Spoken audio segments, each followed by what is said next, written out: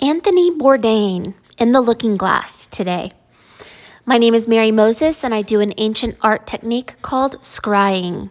And I've been doing this for about 15 years. My husband and I have been watching Parts Unknown with Anthony Bourdain, and I like the guy and I like his shows. And for some reason, I feel like he's talking to me telepathically, like tapping on my shoulder. And I keep telling him no because I don't feel like it's appropriate. I feel like it's kind of rude for me to tap into someone's energy. But I feel like he's begging or something because this morning, he was like, so are you going to do it? Are you going to do it? You going to do it? You going to do it? And I said, fine, I'll do it. And so here we are. And he came through very easily. And I think I have the ability to tap into Anthony very, very easily because my father committed suicide. And so the suicide energy is a portal that is part of my life. So the symbologies that Anthony is bringing forward is sorrow. I am sorry. I am alive, and I am okay. There are goblets, like wine glasses, speaking of maybe alcoholism or indulging in the material world too much. And the Holy Grail is also part of that goblet. And the Holy Grail is the divine presence within the heart. It's the true Grail. And so that these Holy Grails are pouring water and blood into a heart reflects that he forsook a true treasure, and that is his spirit, because inside the heart is his higher self, which is a dragon.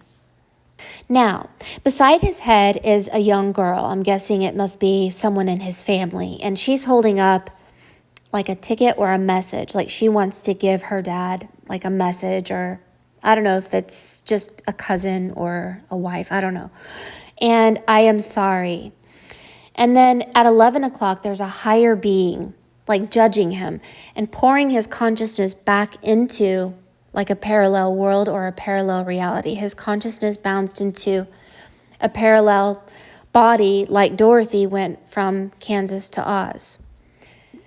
At 9 o'clock, there's a woman and she's holding a treasure box. And inside the treasure is a star and these golden coins.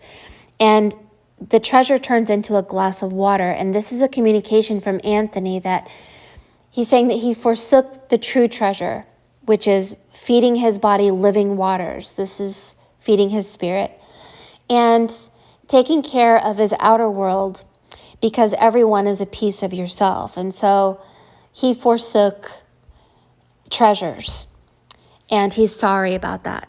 So at 7 o'clock, he died, and there's something around his neck, and it turns into a DNA, which says sorrow. And then the treasure box on top of his head is closed. This means that he didn't open the true treasure within his heart. And I don't mean that he was a jerk. I just mean that he didn't finish his divine purpose, and he was a little bit diverted from it because he was pushed and polarized too much into the material world.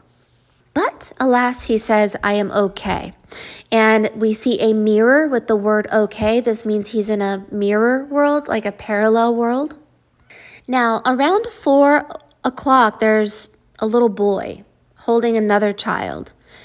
And there's people there, and it says, I am alive. I don't know if this means other family members or if he is reincarnated into a younger child. I don't really exactly know how it works. But I will say at 1 o'clock is a wishbone. And so this is him saying, I wish. And so the wishbone, it turned into an angel of sorrow covering her face. And so this is his communication saying, I wish I didn't fill everyone with sorrow. It was not his intention. It's just that what we eat and what we drink can be a depressant, and it can affect us internally and externally. There's a ring on his cheek, and then there's a tear coming out of his eye.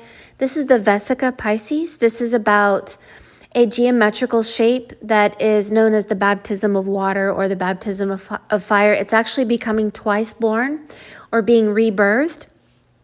And so there's just a little bit of regret, but he's not dead. He's alive. He's okay. He's sorry. And he has the ability to go back and fix things in his spirit. He's holding up the letter E inside the heart, and he has up 4 fingers. And I don't know what this means. It could be 4D reality, redoing the 4th dimension. Now, the alien inside the goblet around 3 o'clock is Enlil. And I've known Enlil to be an energy that bounces our consciousness for us so that we don't experience death. I've seen it many, many, many times. There's a dog holding a message, and I guess Anthony must tap into my consciousness or watches me or I don't know what, because this message from the dog is follow the divine order of God. There's a natural flow, and when we indulge too much in the material world, we neglect our polar opposite, which is our spirit. And when we are in the Vesica Pisces, which is the teardrop, the eye of the needle, we are in complete balance and we can hear and follow this divine order of God. But we have to be balanced, and this is the message that Anthony is bringing forward for all of us here. He sends everyone so much love. I can feel his energy so strongly. He's actually putting his thumb up over the goblet near the alien, meaning everything's going to be okay. You might like to know the symbols of the Holy Grail. The 4 symbols of the Grail are the lance, the sword, the cup, and the stone. It is often made with iron, gold, or crystal. It is the manifestation of spirit within the physical body, and it is to raise the spirit of fire of the dragon in the heart. And this is why the dragon is inside the heart with Anthony. You might also like to know that the Holy Grail is called the looking glass or the scrying bowl, which is what I do. Buddhists also are aware of the Holy Grail. The Holy Grail is known as the Great Mother and is the dominant energy of earth, water, fire, and air. It is the wisdom of all material or physical things. It is also known as the cave of the heart. Many of us turn 12 years old spiritually at a certain precipice in our lives, and we become beckoned or called to follow our heart and to go through a polar shift from head to heart, the material world to the spirit world. And when we forsake this, we forsake our Holy Grail, and we have to bounce our consciousness to a parallel life until we get it right. He wants to say that you are never alone, that telepathically, we're always connected. He's showing me a picture of a little girl, like a memory, and it's as if he's saying that these people are with him now, like he's in a parallel world and his family is with him, or he can see them. I'm not sure. Why there is a deceased female at 5 o'clock, I don't know. Maybe someone who passed away before him and he's with them.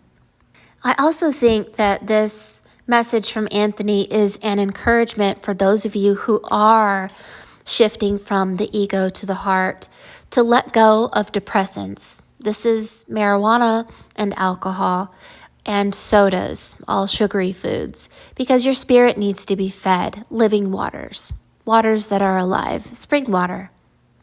All of you listening are meant to step into a gift and a power. Don't forsake your gift or power. Your higher self will begin to work through you to show you the ways of truth, life, and power. Thank you, Anthony, for what you have to teach us today, and we forgive you. Life is not easy. It is so, so hard. But it's wonderful to see that we never truly die. We just go on until we get it balanced and corrected within our consciousness. The wedding ring may be a communication to a wife.